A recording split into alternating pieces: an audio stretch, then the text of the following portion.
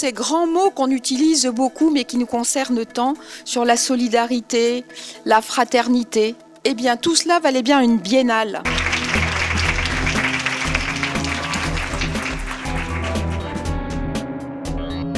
Cette biennale m'intéressait pour avoir le recueil de d'autres personnes. Que plus on apporte des ressources à la famille, plus elle peut aider.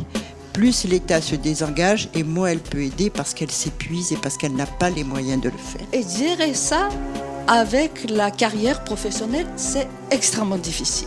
La nécessité de se rencontrer, pour moi, elle est majeure. On parle de l'aidant naturel au singulier, or il s'agit d'un système. Il est d'autant plus urgent de déterminer ce que, en termes politiques et sociétaux, on veut mettre en œuvre, comment est-ce qu'on veut considérer cette population.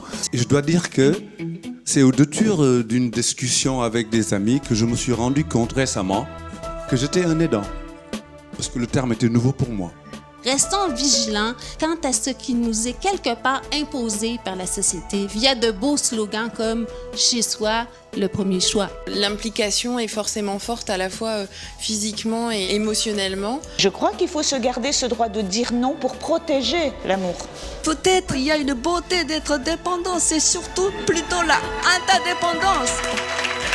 C'est aussi une question de fraternité, de gens qui vont se bouger. Qui deviennent porte-parole. Je suis venue parce que je souhaite développer les cafés des aidants. Je repars avec pas mal d'idées et surtout un peu une méthodologie. Je ne savais pas qu'il y avait autant de structures mises en place. Il y a des histoires qui se construisent. Un des témoignages donc dans les commentaires qui nous a particulièrement touchés, c'est le témoignage d'une jeune personne qui nous a dit « J'ai aujourd'hui 22 ans, j'en avais 20 lorsque j'ai commencé à m'occuper de mon grand-père.